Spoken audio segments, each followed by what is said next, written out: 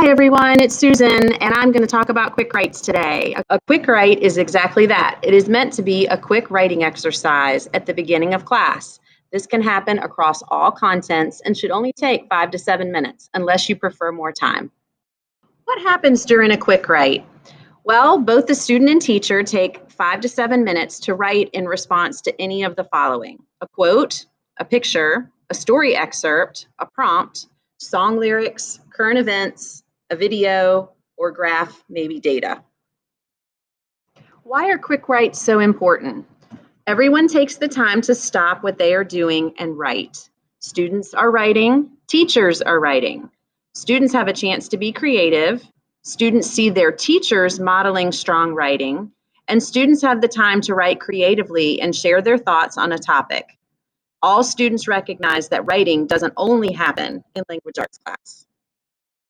Why are quick writes important in our school? This is a school-wide CSIP goal, and we all need to be part of increasing our SOL writing scores to 75% over the next 2 years. Our students often think that writing is only something that takes place in language arts and nowhere else. And our students need to see that writing is a part of communicating, and it takes place everywhere in our school and our community. So why did I agree to do this presentation today? Well, I'm worried about our kids. My language arts department can't raise writing scores alone. Students think that texting is writing, and they have no concern that their writing skills are not appropriate for higher education and the workplace. Young people are losing communication skills and don't recognize the power of their words to convey their thoughts. The real reason that I did this presentation is that I love writing, and that I believe all of us can take a few moments of our day to make our kids love writing too. I believe in my colleagues, and I need your help. We can't keep putting this off. We have to start now, and I want to share my writing journey with you. Have I always used quick writes? The short answer to this is no. I have not always done quick writes in my language arts classroom because I didn't believe in them. I took a more structured approach to writing and believe that writing instruction only happened when I was in control. Throughout the year, I taught the writing process to the point that my students had it memorized. That approach wasn't entirely wrong, but writing only happened on my terms. I insisted on organization and outlines. Don't get me wrong, there's nothing wrong with organization. In fact, I thrive on organization, and I still teach that every single time I instruct on writing. The piece of the puzzle that I was missing was the ability to let students think creatively and just write. Nothing else. Just let them write without judgment.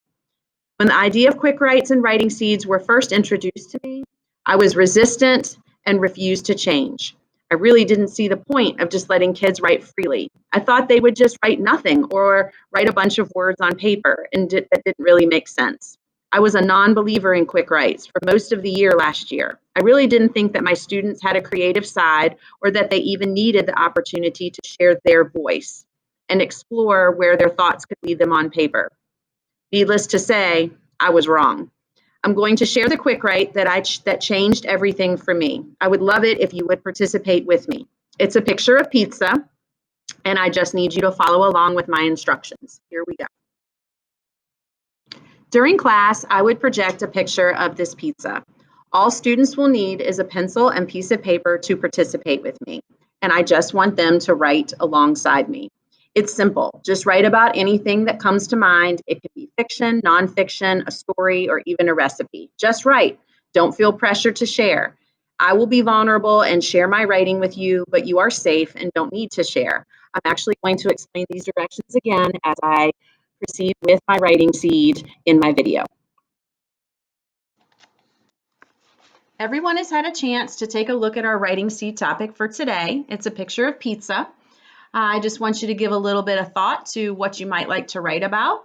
It could be a flashback, it could be a story, maybe a recipe. You might even do some type of song lyrics or a poem, just whatever comes to mind. I'd just like you to pick up your pencil and write beside me. I'll be writing here where you can see my paragraph, and we'll take about 4 minutes to write, maybe 3, and then we'll have some time for revisions.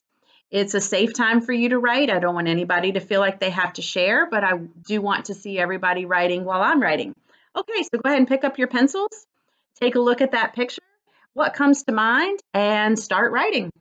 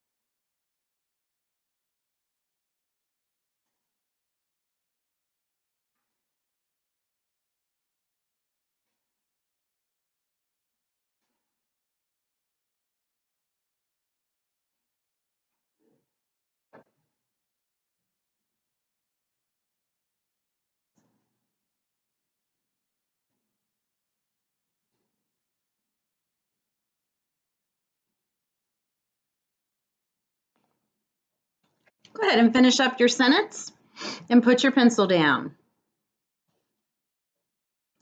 So I started my writing seed paragraph with Sarah went out for pizza this past weekend. Well, this is a paragraph and I didn't indent, so that's my first revision I want to make when I go back to write my final draft. That little arrow there will remind me to indent my paragraph. Sarah is a proper noun, and oops, I did not capitalize that. So go ahead and make that correction. Sarah went out for pizza with a capital S for the proper noun this past weekend. All right, that's the end of my sentence, and I need to make sure I've ended that with proper punctuation, so I'm going to put a period there. She went out for pizza this past weekend. That doesn't really tell me where she went. Like, I can't see that, so I need to make my sentence more specific. So I am going to make some revisions here, and I'm going to say that Sarah went to, let me think for a minute. Well, this is my favorite pizza restaurant, so I'm just going to put it in my writing. Sarah went to the Mellow Mushroom. Her favorite Italian, and I'm going to capitalize Italian because it's a proper adjective. Her favorite Italian restaurant this past weekend. And I could even get a little more specific, and I could say Saturday night, and I would of course capitalize the day of the week with a capital S there. Sarah went to the Mellow Mushroom, her favorite Italian restaurant, this past Saturday night. She enjoyed the pepperoni pizza and ate a lot of it, and her family enjoyed it too. I wonder if I could combine those sentences and I could add a little more detail. So I definitely am going to once again capitalize the first word of my sentence. She enjoyed, I wonder how much she ate. I'm going to go ahead and incorporate 3 steaming hot, that's the way pizza tastes the best, 3 steaming hot pieces of pepperoni pizza. Now your reader can see. How much did she eat? What did that pizza taste like? She enjoyed 3 steaming hot pieces of pepperoni pizza. We don't need to say that she ate a lot of it because we just told the reader. So we're going to scratch that right there. She enjoyed 3 steaming hot pieces of pepperoni pizza with her family. Period. Probably don't need to say that. It's probably obvious that we're all having a good time and enjoying the pizza. Well, then we have to have dessert. She had dessert and it was good stuff. Well, I don't know what that means, good stuff. Like, we want to avoid that word. That's too vague. And we've already said she. We've got it here and now we've repeated it. I need a better sentence starter than that. So I'm going to use a little order of time here and I'm going to say afterwards. Obviously, after she ate dinner. So afterwards, let's incorporate her family again. Her family, I'm going to use a stronger verb other than had. I'm going to say they surprised. Oops, got to spell that right. Surprised Sarah with a capital S. What kind of dessert? With, oh, I know, a birthday dessert. A birthday ice cream sundae. Dripping with hot fudge. Are you hungry yet? Because this is making me a little hungry. I'm creating that image for my reader. They can see it now. We've all had ice cream or some type of a birthday celebration, and we know that the hot fudge, that makes it taste better. So now we've created an image for our reader. Well, this was a great night. I think I can come up with a stronger word other than great. I'm going to say this was a memorable night because we don't forget birthday celebrations. And I said that with some enthusiasm. I'm going to put an exclamation mark there to show my excitement because this was a fun birthday dinner. Oops, definitely want to capitalize the first word of my sentence. Now, I'm not saying this is perfect, and in fact, it looks like a giant mess, and that is really okay because I'm going to go back now and revise a little more. I may still have a mistake or 2 in here, but I'm going to revise a little more and even bring this to a final draft. I'm going to give you a little time at your desks now to pick up your pencils And I want you to really look for some of the same corrections that I made. Did I capitalize my proper nouns? Did I capitalize the first word of my sentence? Did I use correct punctuation? And did I create strong images in my reader's mind by using the best word choice that I could? This is a process. Writing is a process. So you may not have it perfect the first time.